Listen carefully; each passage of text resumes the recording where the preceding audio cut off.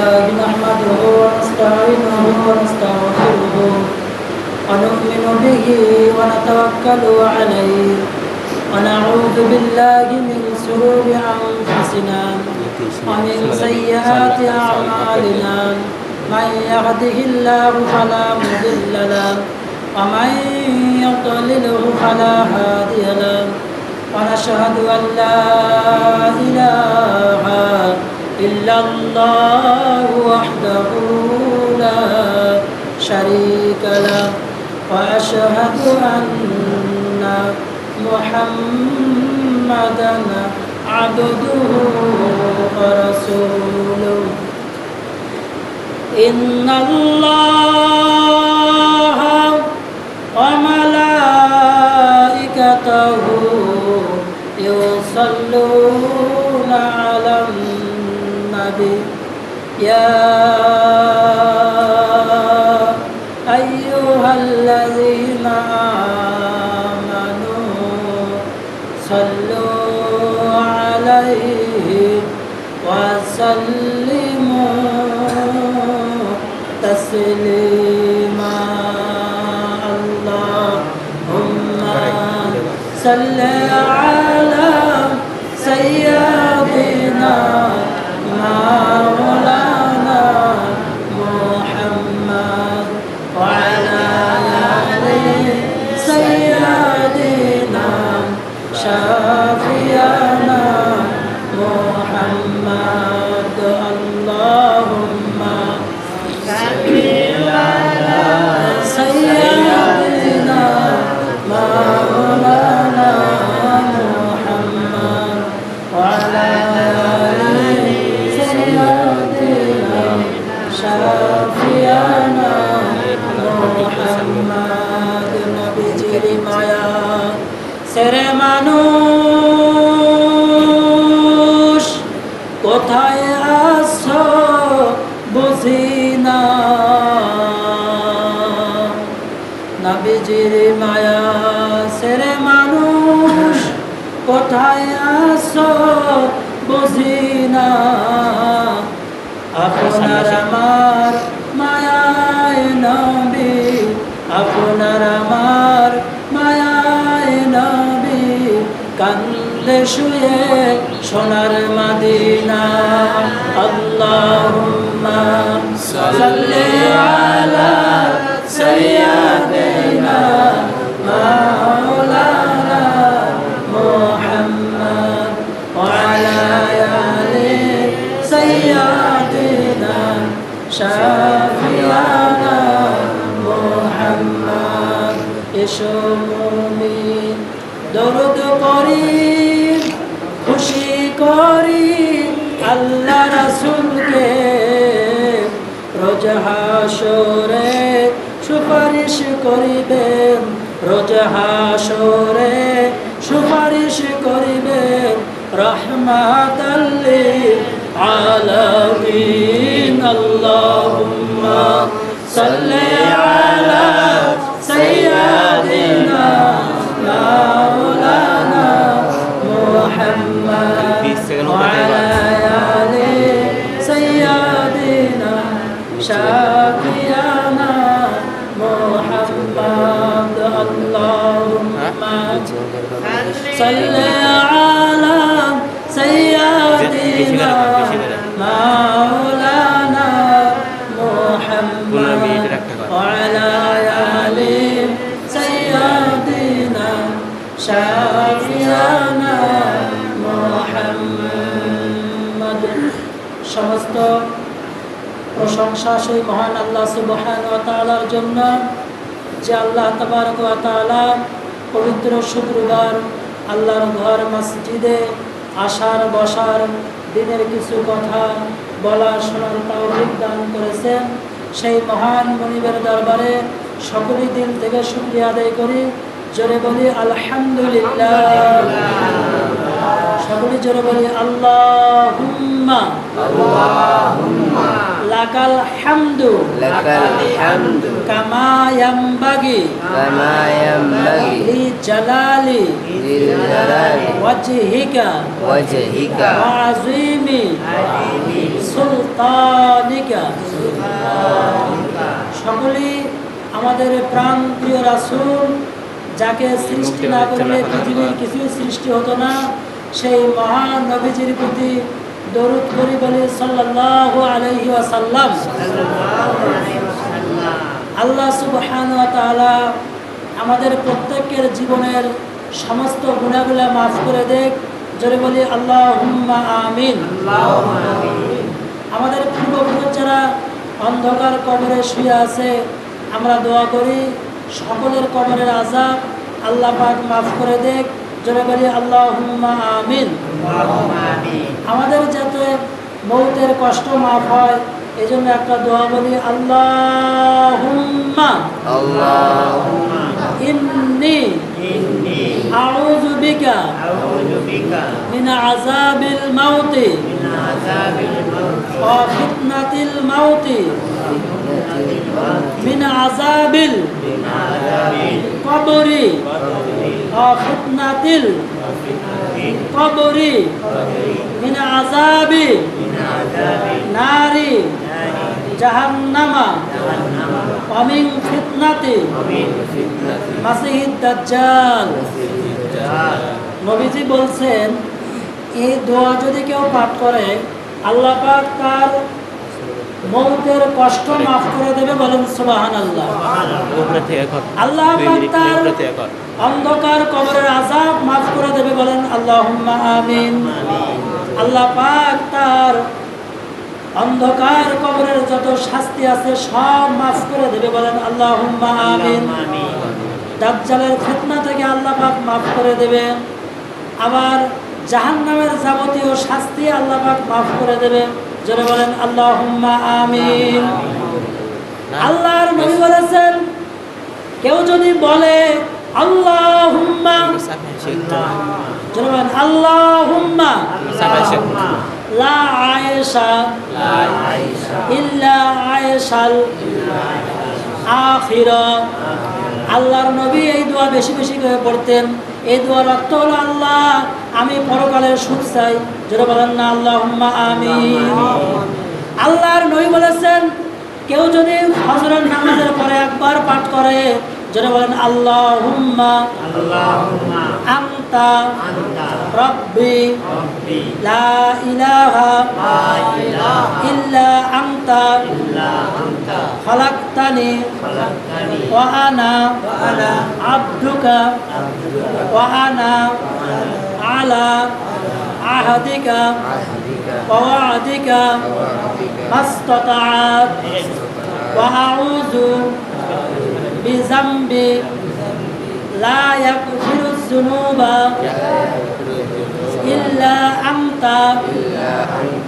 আল্লাহর নবী বলেছেন কেউ যদি ফজরের নামাজের পরে এটা একবার পাঠ করে, নবী বলেছেন আজকের দিনের মধ্যে মাগরিবের নামাজের পূর্বে যদি সে মারা যায়, আমাদের প্রাণপ্রিয় রাসূল বিশ্ব নবী হযরত মুহাম্মদ সাল্লাল্লাহু আলাইহি সাল্লাম তিনি বলেছেন যে ব্যক্তি ফজরের নামাজের পরে একবার পাঠ করবে আর মাগরিবের আগে মারা যাবে, নবী বলেছেন সে জান্নাতি। সুবহানাল্লাহ। হয় না? জোরে বলেন সুবহানাল্লাহ। সুবহানাল্লাহ। আর জোরে বলেন সুবহানাল্লাহ। সুবহানাল্লাহ। আল্লাহর নবী বলেছেন কেউ যদি ফজরের নামাজের পরে বলে আল্লাহুম্মা আজিরনি মিনান নার, নবী বলেছেন এই দোয়া যদি কেউ 7 বার বলে, জাহান্নাম আছে কয়টা? বলেন জাহান্নাম আছে কয়টা? নবী বলেছেন এটা যদি কেউ 7 বার বলে তার জন্য 7টা জাহান্নামের দরজা বন্ধ হয়ে যায়, বলেন সুবহানাল্লাহ। আর যদি কেউ বলে আল্লাহুম্মা ইন্নী আসআলুকা ওয়া রিদাকা জান্নাতাল ফিরদাউস, নবীজি বলেছেন জান্নাত আছে কয়টা? জোরে বলেন কয়টা আছে? নবীজি বলেছেন কেউ যদি ফজরের পরে এটা একবার বলে তার জন্য আল্লাহ 8টা জান্নাতের দরজা খুলে দেয়, বলেন সুবহানাল্লাহ। আল্লাহর নবী বলেছেন কেউ যদি ফজরের নামাজের পরে বলে রাদিতু বিল্লাহি রাব্বাও ওয়া বিল ইসলামি দীনাও ওয়া বি মুহাম্মাদিন নাবিয়্যা ওয়া রাসূলা সাল্লাল্লাহু আলাইহি ওয়াসাল্লাম। কবরের মধ্যে প্রশ্ন করবে কয়টা? জোরে বলেন কয়টা? নবীজি বলেছেন কেউ যদি ফজরের নামাজের পরে এই দোয়া 3 বার বলে আল্লাহ পাক তার কবরের সওয়াল জবাব সহজ করে দেয়। বলেন সুবহানাল্লাহ। কবর একটা কঠিন জায়গা, একবার যদি কেউ কবরে যায় আর কোনোদিন সেখান থেকে ফিরে আসে না। কথা বলেন ঠিক কিনা? নবীজি বলেছেন সাগরে ডুবান্ত ব্যক্তি যত অসহায়, কবরের মধ্যে একটা মুর্দা তার চাইতেও বেশি অসহায়। জোরে বলেন নাউজুবিল্লাহ। হযরত উসমান কবর দেখলে হাউমাউ করে কেঁদে উঠতেন। সাহাবায়ে কেরাম জিজ্ঞাসা করলেন, ইয়া উসমান, আপনি তো জান্নাতের কথাও শোনেন, জাহান্নামের কথাও শোনেন, কিন্তু এত কাঁদেন না, কবর দেখলে আপনি হাউমাউ করে কেঁদে ওঠেন কেন? হযরত উসমান বললেন, আমি আল্লাহর নবীর মুখ থেকে শুনেছি। জোরে বলেন তো সুবহানাল্লাহ। ভয় নাই, জোরে বলেন সুবহানাল্লাহ। আরো জোরে বলেন সুবহানাল্লাহ। নবীজি বলছেন একবার যদি কেউ সুবহানাল্লাহ বলে আসমানের নিচে জমিনের উপরে পুরো ফাঁকা জায়গাটা আল্লাহ সওয়াব দিয়ে নেকি দিয়ে ভরপুর করে দেয়। বলেন সুবহানাল্লাহ। নবীজি বলেছেন কেউ যদি 100 বার বলে সুবহানাল্লাহ, 100টা গোলাম আযাদ করে দিলে যতগুলো সওয়াব হয় ততগুলো সওয়াব তার আমলনামায় দিয়ে দেওয়া হয়। বলেন সুবহানাল্লাহ। জবান খুলেন বলেন সুবহানাল্লাহ। নবীজি বলেছেন কেউ যদি 100 বার বলে আলহামদুলিল্লাহ, 100টা ঘোড়া আল্লাহ রাস্তায় দান করলে যতগুলো সওয়াব আল্লাহ পাক তার আমলনামায় ততগুলো সওয়াব দান করে দেয়। বলেন সুবহানাল্লাহ। কেউ যদি বলে 100 বার আল্লাহু আকবার, জোরে বলেন তো ভয় নাই, জোরে বলেন আল্লাহু আকবার। আরো জোরে বলেন আল্লাহু আকবার। কেউ যদি 100 বার বলে আল্লাহর নবী বলছে 100টা উট আল্লাহ রাস্তায় কোরবানি দিলে যতগুলো সওয়াব হবে আল্লাহ পাক তার আমলনামায় ততগুলো সওয়াব দান করে দেবে। বলেন সুবহানাল্লাহ। 100 বার যদি কেউ বলে লা ইলাহা ইল্লাল্লাহ, জোরে বলেন না লা ইলাহা ইল্লাল্লাহ, লা ইলাহা ইল্লাল্লাহ, লা ইলাহা ইল্লাল্লাহ। যদি কেউ 100 বার বলে নবী বলেছেন কিয়ামতের দিন সে হাসিতে হাসিতে আল্লাহর জান্নাতে চলে যাবে। বলেন সুবহানাল্লাহ। আমল করা সহজ, গুনাহ করা কঠিন। বলেন আমল করা, কথা বলবেন, আমল করা আর গুনাহ করা। আমি দাড়ি রেখে দিছি আর আমার টাকার দরকার আছে, কিন্তু সেভ করতে গেলে আমাকে অবশ্যই ব্লেড কিনতে হবে, আর নাপিতের কাছে গেলে অবশ্যই 20 টাকা হলে আমার দিতে হবে। কথা বলেন ঠিক কিনা? গুনাহ করলাম, টাকাও গেল, গুনাহ হলো। যার গুনাহ যত বেশি ওর জাহান্নামের আগুনের তাপ তত বেশি। কথা বলেন ঠিক কিনা? আমি যে এতগুলো সওয়াবের কথা বললাম, কথা বলেন সওয়াব কেউ দেখছেন? নেকি কেউ দেখছেন? আমার দিকে তাকিয়ে থাকেন। যদি সওয়াব না দেখে থাকেন, নেকি না দেখে থাকেন, এই জন্য তো বিশ্বাসও হয় না। টাকা দেখা যায়, বলেন তো টাকা দেখা যায়? ঘুম আসলে টাকা দেখা যায়, আবার নেকিও দেখা যায় না।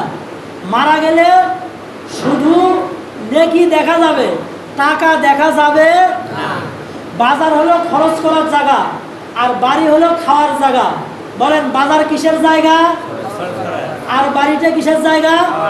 এই দুনিয়াটা হলো আমল করার জায়গা। দুনিয়াটা কিসের জায়গা? আর আখিরাত হলো ভোগ করার জায়গা। এখানে নেকি করার সময় আছে, হিসাব দেওয়ার সময় নাই। মরে গেলে হিসাব দিতে হবে, নেকি করার সময় নাই। এই পৃথিবীর কোনো স্বামী চায় না তার স্ত্রীর দিলের মধ্যে অন্য কোনো পরপুরুষের মহব্বত থাক। ভাই এটা কি চায়? এরকম স্ত্রীও চায় না স্বামীর দিলের মধ্যে অন্য কোনো পুরুষের মহব্বত থাক। এরকম আমাদের একজন সৃষ্টিকর্তা আছে, তার নাম কি?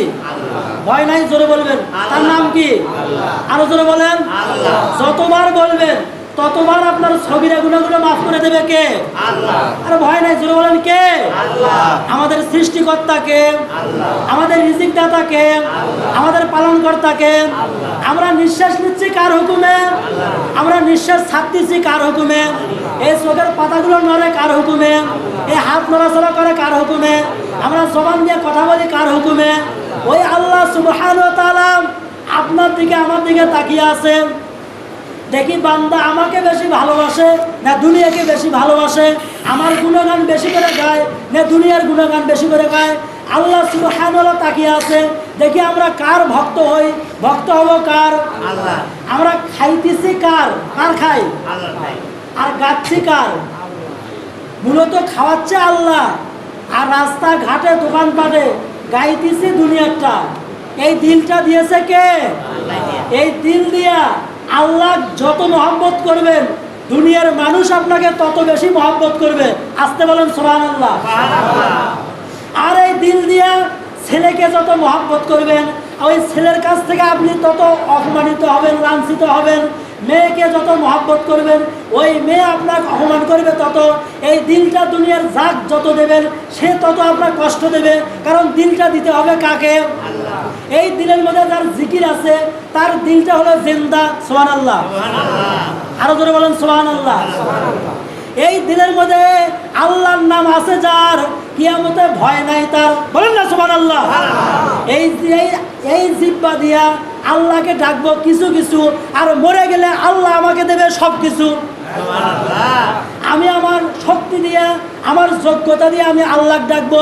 আমি ডাকবো হায়াত আছে যতদিন, ডাকবো আমি ততদিন। আল্লাহ আছে যতদিন, কবরের মধ্যে শান্তি দেবে ততদিন। ভয় নাই, বলেন সুবহানাল্লাহ। এখানে আমি নিজে আল্লাহ সুবহানাহু ওয়া তাআলাকে যখনই বলতেছি আল্লাহ, তখনই আমার আল্লাহ আসমানের ফেরেশতাদেরকে বলতেছে তোমরা না বলেছিলে এদেরকে সৃষ্টি করা যাবে না? আজকে দেখো আল্লাহকে আমরা কি দেখছি? কথা বলেন, দেখছি? জান্নাত দেখছি, জাহান্নাম দেখছি। আল্লাহ পাক বলে ফেরেশতারা জান্নাত না দেখিয়া, জাহান্নাম না দেখিয়া, আমি আল্লাহকে না দেখিয়া আমাকে আল্লাহ বলে ডাক দিল। তোমরা সাক্ষী থাকো আমার বান্দার জীবনের সমস্ত গুনাহ আমি মাফ করে দিলাম। একটা 1000 টাকার নোটের মধ্যে গরুর গোশত আছে কিন্তু দেখা যায়। একটা 5000 টাকার নোটের মধ্যে ইলিশ মাছ আছে দেখা যায়। কিন্তু বিশ্বাস করতে হয় 1000 টাকার নোট নিয়ে এই দুর্গাহাটা বাজারে গেলে 1 কেজি গোশত পাওয়া যাবে কি যাবে না? কথা বলেন, যাবে কি যাবে না? তাহলে 1 কেজি গোশত আমার নোটের মধ্যে আছে, এরকম বললাম না আল্লাহ এরই মধ্যেই সব শান্তি আছে। বলেন না সুবহানাল্লাহ। এই জন্য আমরা হব আল্লাহওয়ালা। যে বাদাম বিক্রি করে তার নাম কিওয়ালা? বাদামওয়ালা। যে রিক্সা নিয়ে বেড়ায় তার নাম রিক্সাওয়ালা। যে তেল বিক্রি করে তার নাম তেলওয়ালা। যে আল্লাহ ডাকে সব সময় শুয়ে বসে দাঁড়িয়ে সে হলো আল্লাহওয়ালা। সুবহানাল্লাহ। আল্লাহওয়ালা হবে যে মৌতের কষ্ট কম হবে তার, আল্লাহওয়ালা হবে না যে মৌতের কষ্ট হবে তার। এই জন্য গাফেল কারা? আল্লাহ ডাকে না যারা। বলেন সুবহানাল্লাহ। আর হলো মুমিন কারা? আল্লাহ ডাকে যারা। সুবহানাল্লাহ। এই জিহ্বাটা আল্লাহ পাক দিছে আল্লাহ ডাকার জন্য। নবী বলেছেন আল্লাহর পক্ষ থেকে মানুষের কাছে 3টা সঞ্চিত সম্পদ আছে। বলেন তো কয়টা? 1 নম্বর সঞ্চিত সম্পদ ওই জিহ্বা সঞ্চিত সম্পদ, যে জিহ্বা নিয়মিত বলে সুবহানাল্লাহ, বলেন না আলহামদুলিল্লাহ, আল্লাহু আকবার, লা ইলাহা ইল্লাল্লাহ, যে জিহ্বা নিয়মিত বলে। নবীজি বলছে এই জিহ্বা আল্লাহর পক্ষ থেকে সঞ্চিত সম্পদ। ওই অন্তরটা সঞ্চিত সম্পদ, যে অন্তর অল্পতেই খুশি হয়।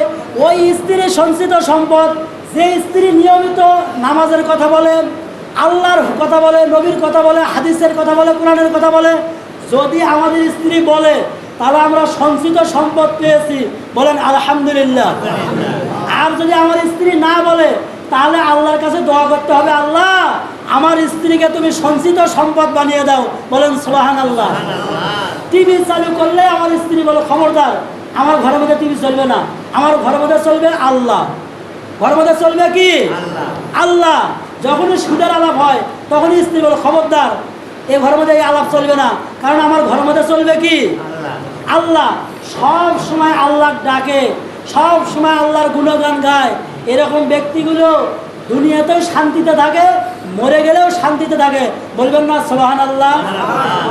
এই জন্য আল্লাহ পাক 2 নাম্বার পারা 11 নম্বর